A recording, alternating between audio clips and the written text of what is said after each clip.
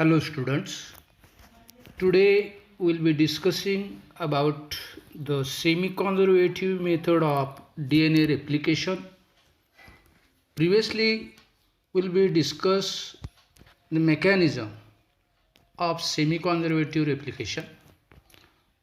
Then for to confirm whether it is true or false, there should be experimental confirmation can be done by Franklin Staley and Matthew Meselson. Today we'll be discuss about this. Attention, see the page number 15. Semi-conservative replication is experimentally proved by Matthew Meselson and Franklin Staley in 1958. They using the technique namely equilibrium density gradient centrifugation technique. 1 mark important point or MCQ. Which technique they used? They used equilibrium density gradient centrifugation technique. They grow bacteria Escherichia coli in a culture medium containing isotopic nitrogen, which is light nitrogen N14, and then they obtain equilibrium density gradient band by using 6 molar cesium chloride, that is 6 molar CsCl2. They recorded the position of this band. काय केलं? Matthew Meselson आणि Franklin Stahl यांनी 1958मध्ये equilibrium density gradient centrifugation टेक्निकनं semiconservative method हे सिद्ध केलं. त्यासाठी त्यांनी बॅक्टेरिया ई कोलाई कल्चर मीडियममध्ये वाढवल्या. त्याच्यामध्ये आयसोटोप N40 घातला आणि इक्विलिब्रियम डेन्सिटी ग्रेडियंटमध्ये त्यांना एक बँड आढळून आला. त्याचं पोझिशन त्यांनी रेकॉर्ड केली. Then they transfer this E coli cell medium containing heavy nitrogen isotope N15. सुरुवातीला त्यांनी N14मध्ये केलं होतं. त्यानंतर हे जे काही सापडला बँडेड N40मधला ई कोलाई तो त्यांनी पुन्हा N15 म्हणजे हेवी आयसोटोपमध्ये त्यांनी ट्रान्सफर केला and allow to replicate for several generations. Replication होण्यासाठी तसंच ठेवलं 2-3 पिढ्या. During the process at equilibrium point density gradient band was obtained by using 6 molar same solution, that is CsCl2. The position of this band is recorded. आता N50मध्ये त्याच पद्धतीने केल्यानंतर त्याच्यावर जो बँड आला त्याची पोझिशन त्याने रेकॉर्ड केली. The heavy DNA that is N15 can be distinguished from normal DNA that is N14 by centrifugation in a 6 molar CsCl2 density gradient.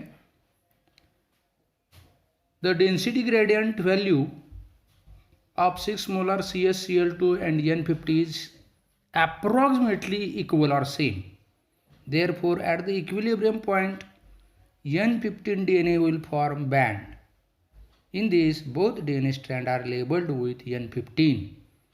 Heavy isotope जो आहे N15 प्रकारचा त्याच्या आणि नॉर्मल DNA यांच्यामध्ये फरक अभ्यासण्यासाठी त्यांनी सेंट्रिफ्युगेशन मेथड वापरली आणि त्यांना असं आढळून आलं की ते दोन्हीची व्हॅल्यू N15ची डेन्सिटी ग्रेडियंट आणि हेवी आयसोटोप नॉर्मल DNA ह्याची व्हॅल्यू जवळजवळ सारखी आहे. त्यामुळे त्यांना N50 लेबल केलेले 2 बँड सापडले.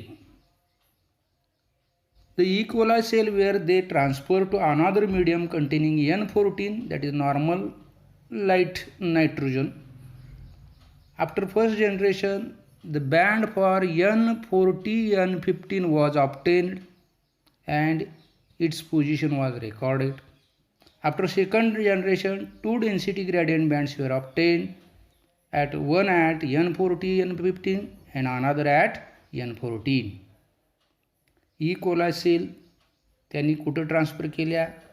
दुसऱ्या मीडियममध्ये त्या ट्रान्सफर केल्या की ज्याच्यामध्ये N14 नावाचा आयसोटोप आहे. पहिल्या जनरेशन नंतर त्यांना बँड सापडला, तो N40 N15चा होता. त्याची पोझिशन रेकॉर्ड केली. दुसऱ्या जनरेशनच्या वेळी दोन बँड सापडले, एक N14 M15चा आणि दुसरा normal N14चा. The position of band after two generation clearly proved that the DNA replication is conservative, semi-conservative. आता हे आपण पुढील डायग्राममध्ये बघा. N15चा DNA सुरुवातीला दाखवलेला आहे. 20 मिनिटांनंतर त्याचा N15 आणि N14मध्ये रूपांतर झालेलं आहे. पहिल्या जनरेशनमध्ये दिसतंय वरच्या बाजूला. 40 मिनिटांनंतर त्याचे 4 कॉपीज तयार झालेल्या आहेत. N40, N50 जसे मूळचे आहेत तशा 2 कॉपी आहेत आणि नवीन 2 तयार झाले आहेत N14च्या. 2 साईडला 2 आहेत. त्याच्या खाली हेवी आयसोटोप जो आहे N15 तो तयार झालेला दिसतोय. हायब्रिड पण दिसतो N40 आणि N15चा. आणि शेवटी लाईट बँड N40 पण दिसतोय आणि हायब्रिड बँड N14 N15 दिसतोय. त्यावरून आपल्या असं लक्षात येतं की DNA रेप्लिकेशन हे सेमी कॉन्झर्वेटिव्ह मेथडनंच होत असतं. कारण निम्मा भाग जतन केलेला आहे जो आहे तसाच आहे, जो ब्राऊन कलरनं DNA दिसतोय. आणि नवीन जो भाग आहे पहिला कॉन्झर्वड आहे, त्याच्या कॉम्प्लिमेंटरी स्टँडवरून नवीन भाग तयार झालेला आहे. ठीक आहे. आता पुढचा पॉईंट आपण बघू. Attention everybody. Next point, protein synthesis. Proteins are very important biomolecules present in the body of every living organism. It present in a large amount. Many amino acids join together to form a polypeptide chain, that is protein. आता प्रथिने कशी तयार होतात ह्या मेथडला protein synthesis असं म्हणतात. Protein हा सजीवाच्या शरीरातील अत्यंत महत्त्वाचा घटक असून तो अमायनो ॲसिड एकमेकाला जोडून तयार होत असतो. Proteins are the structural component of enzymes and hormones. Very IMP MCQ. प्रथिने ही विकर आणि संप्रेरक यांना बनवलं जातात, प्रोटीनपासून बनतात हे. त्यामुळे महत्त्वाचा घटक आहे. The cell synthesize protein when needed. Protein केव्हा तयार होतात असं आपल्याला वाटेल?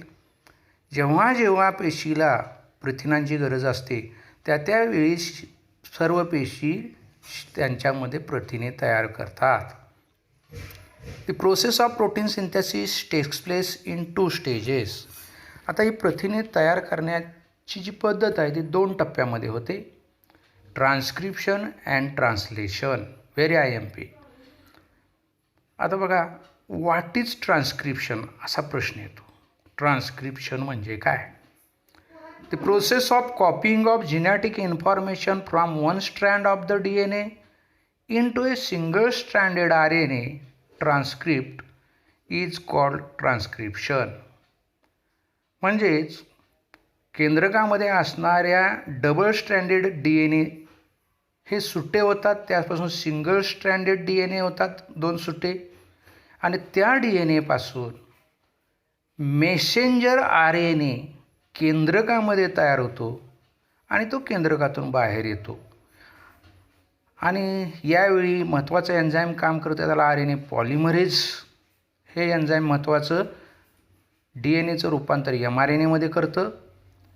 म्हणूनच याला आपण ट्रान्स्क्रिप्शन असं म्हटलेलं आहे, कारण formation of messenger RNA from single standard DNA in nucleus, that is also called as transcription. आता मेसेंजर RNA असं का म्हणलं आहे? Because in mRNA strand there are nitrogen base pairs, bases, not the pairs but only bases, Only difference is that in DNA there is presence of thymine, and on mRNA instead of thymine it is replaced by uracil. So from single stranded DNA complementary base pairs are produced on mRNA, and that is called transcription. It takes place in nucleus. Now we will be discuss about the central dogma of protein synthesis. आराखडा म्हणू आपण फार तर central dogma म्हणजे प्रथिने तयार करण्याचा ढोबळ आराखडा. From the double standard DNA synthesis of mRNA takes place, which acts as a messenger for to construct the synthesis of protein. This unidirectional flow of information from DNA to RNA and from RNA to protein is referred as central dogma. It was postulated by F.H. Crick in 1958 as.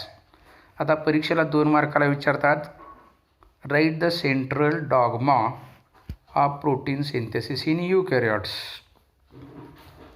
आता बघा खाली चौकोनामध्ये दाखवलेलं आहे DNA strand. DNAचं mRNAमध्ये रूपांतर झालं आहे, त्याला transcription असं म्हणलं आहे इन न्यूक्लियस. आणि त्या mRNAचं त्यानंतर तो mRNA पेशीद्रवामध्ये आलेला इन सायटोप्लाझम, त्याचं प्रोटीन किंवा पॉलिपेप्टाईड तयार झालेलं आहे, त्याला आपण ट्रान्सलेशन असं म्हणतो.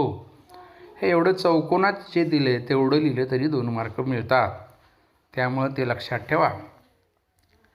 आता पुढचा पॉईंट आहे central dogma in retroviruses or रायबोव्हायरसेस.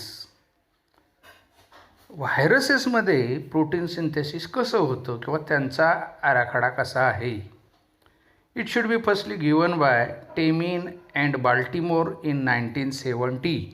1970च्या दशकामध्ये किंवा 1970मध्ये बाल्टिमोर आणि टेमिन या 2 शास्त्रज्ञांनी रिट्रोव्हायरस किंवा रायबोव्हायरसमध्ये प्रोटीन सिंथेसिस कसं होतं त्याचा आराखडा त्यांनी दिलेला आहे. Firstly DNA can be transcribed in mRNA. Then this mRNA either translate to form protein, or sometime this mRNA may show reverse transcription to form DNA. म्हणजे त्याचं परत रूपांतर DNA मध्ये होतं किंवा प्रोटीनमध्ये होतं mRNAचं. ठीक आहे, गुड बाय.